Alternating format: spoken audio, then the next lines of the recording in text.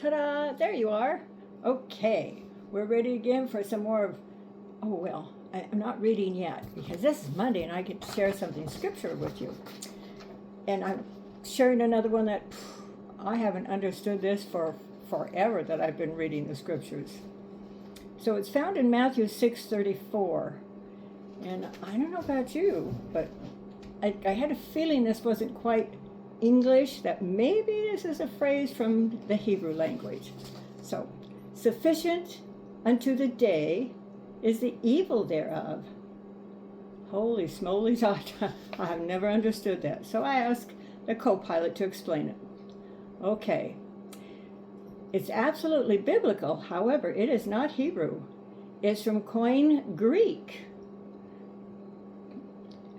And I've also found out that that's the Bible, the scriptures that Jesus read from and learned from was the Greek version of all of our Hebrew stuff. Okay, so on the Sermon on the Mount, he gave that sufficient unto the day is the evil thereof. And here's a clear and accurate meaning with the Greek unpacked so you can finally feel at ease with what's being said. So,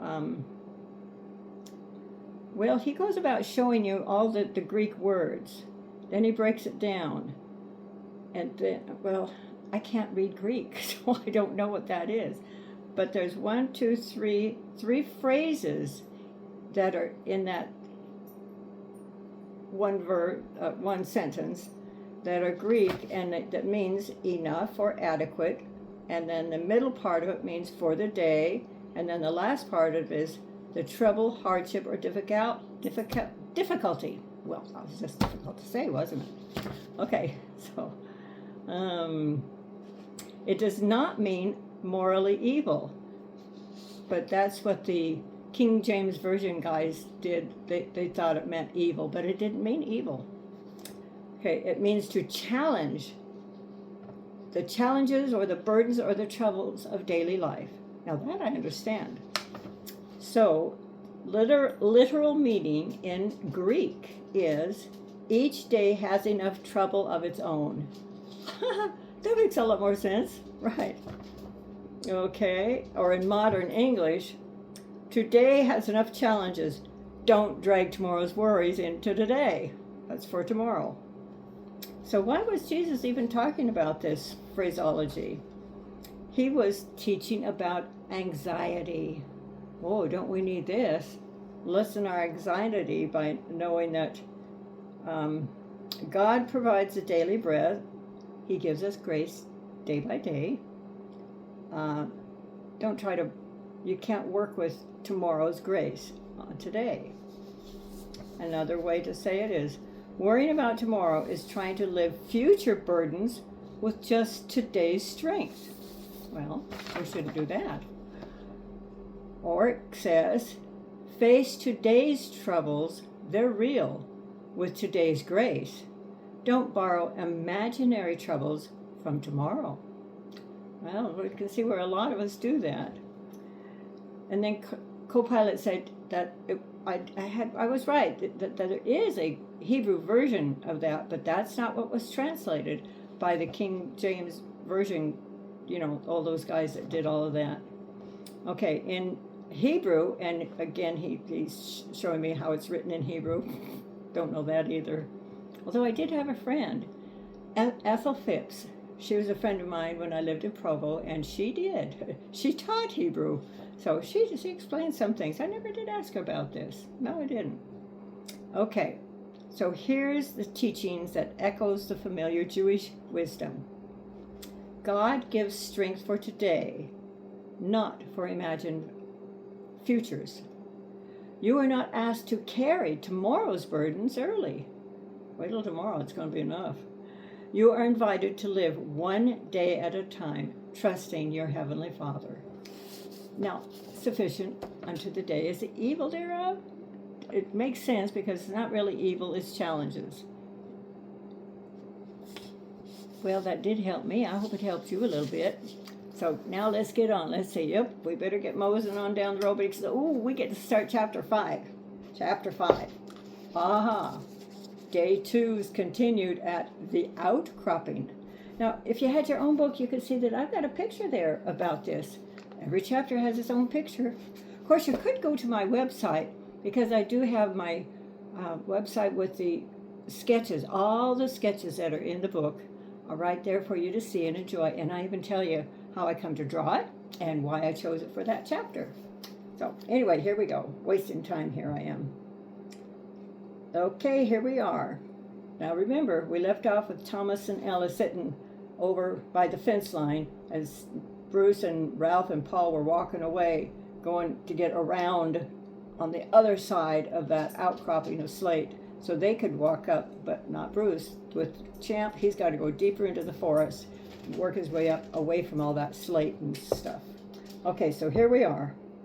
As Thomas and Ella watch the group walk quickly away, Thomas quietly speaks up. Well, we better make use of this rest time.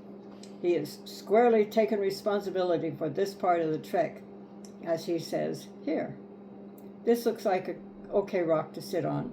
He dusts off a bit of the slate with his gloves like a gentleman would do for a lady. Isn't that cute? Ella carefully sits down, saying, "Thank you, Thomas." They just sit there, silent. Except for the chirping of the birds and the rustling of the wind in the trees, there is silence. Ella is watching the clouds again, big, fluffy white clouds billowing gently in the summer breeze. Then Ella looks and says, "Oh, look, that big billowing cloud looks like a poodle driving a race boat." You can see the nose quite clearly, those plain ears. Oh, yeah, puffy ears.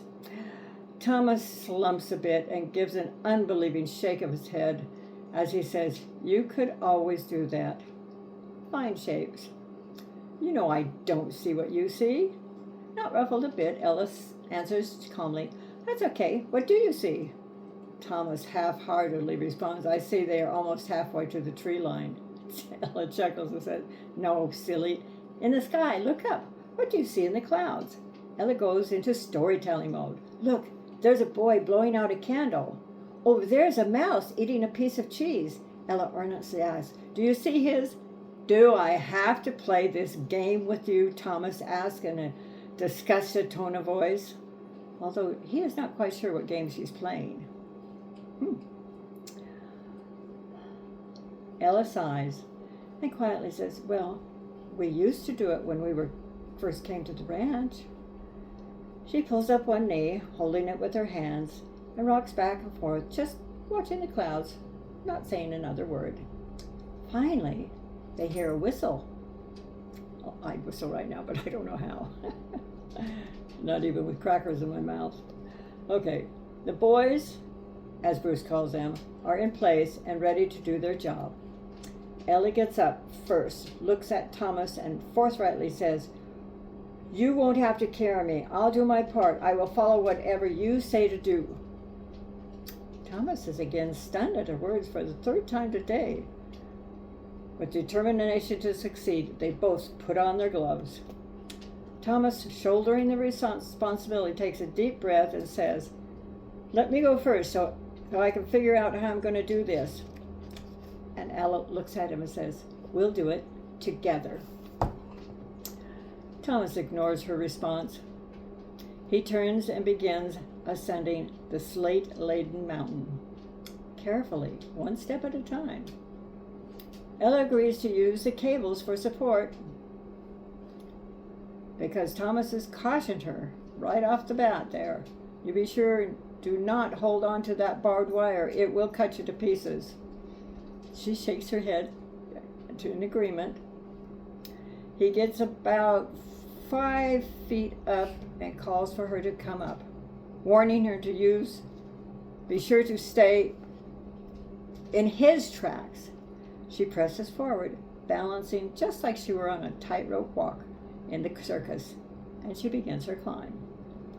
Ella quietly remarks, "Good thing Jack isn't here. He'd be bounding all over and cause a landslide."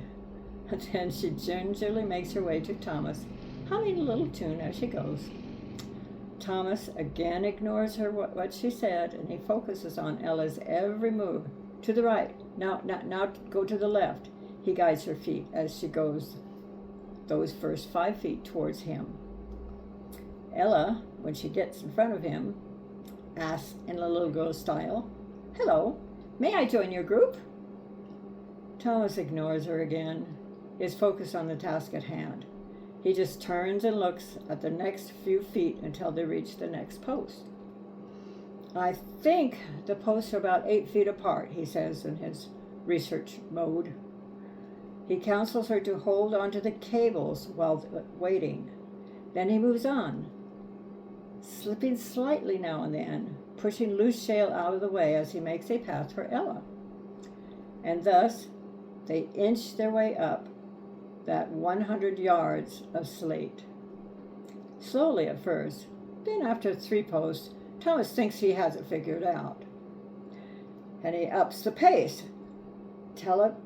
Ella makes sure to step only where he has stepped, which with his long legs gets trickier for her each time. She never complains. She just tries harder to keep his stride. Once or twice, her tiny hands found safety holding on that barbed wire. Thomas warns her immediately not to hold on that, to use the cables.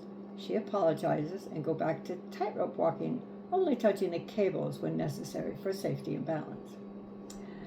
Then suddenly the wind blows harder and is kicking up the dust and stings it as it hits Ella in her face. Thomas just turns his back to the wind and makes his way up to the next post, holding onto the cable for guidance. Soon the wind is whipping all around them, both. Ella looks up and sees that her beautiful white fluffy clouds are dark and threatening now.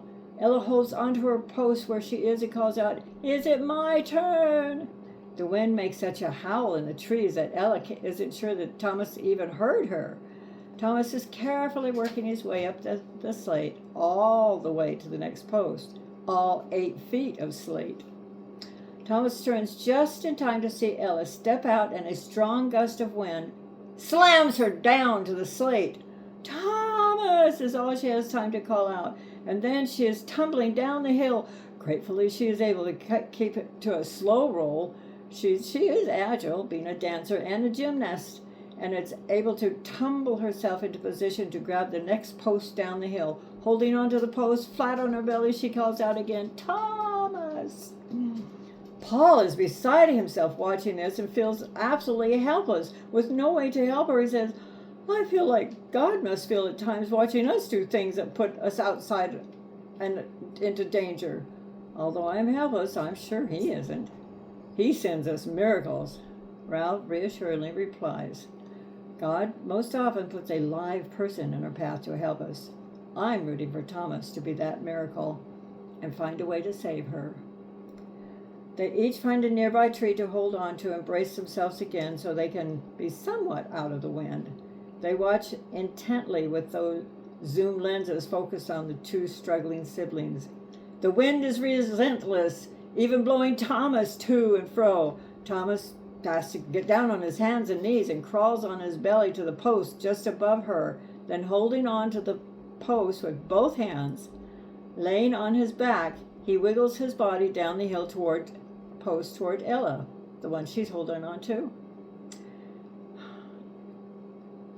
That she's holding on to with all her strength that she can muster. Slate and dust and scrappy pieces of shale tumbled past Ella. She just turns her head and closes her eyes and holds on tighter. She is grateful that she has on those sturdy boots and a solid hat and those leather gloves to help her right now. The wind is jabbing at her, taunting her to let go. Thomas gets his feet within about a foot of her. Then he yells for her to hold on to his body and crawl up to him at the next post. Ella is stunned at that idea, yet a warm feeling of trust washes over her. She believes she can do it. Slowly, Ella pulls her body to the post, staying close to the ground and rolling up like a ball. She then anchors her feet on the post and stretches for Thomas's Roy Rogers boot. The wind continues to be relentless as she grabs for his boots. The wind batters both of them, even though they're lying down as flat as they can. They're getting battered by that wind. Ella inches her way up the slate, crawling on her belly, holding onto Thomas's boots, then his pants, then his shirt, and finally she reaches the same post. Ta-da, she says, quietly in a little girl style. They huddle together for a few minutes, Ella holding tight to Thomas and Thomas holding tight to the post. Then just as quickly as that one came up, well, then it was gone. They remained huddled by the post for another few minutes, not knowing when the gust of wind will blow them hard again. Finally, Thomas speaks up in a friendly tone of voice. You did good, little pixie. She is dirty from head to foot, with only a few scrapes and scratches. Ella evaluates her injuries and smiling, she says, this is nothing Maria's miracle stuff can handle. I'm grateful I wore this long-sleeved, long-legged outfit that Uncle Charlie got for me. It was a miracle of protection for me, and this wonderful leather hat was a miracle. And it was a miracle protector, too. Ella respectfully looks at Thomas, and with a deep sigh, she says, well, let's get this over with, and she looks up to the next post. Thomas shakes his head in wonderment. Then he slowly stands, testing the wind to be sure that it's safe. Then he says, seems to be okay again. Then he begins to retrace his steps, this time only going halfway up. And then he calls for Ella. And then I say, oops, time to cut this off. We'll come back tomorrow. Well, actually Wednesday. And we'll see what happens to them. Are they going to make it up that slope? I don't know. Mother Nature seems to be putting a dash on things. Well, I hope you enjoyed this part of the reading, and I look forward to seeing you again. Hey, thanks for joining me. Alrighty?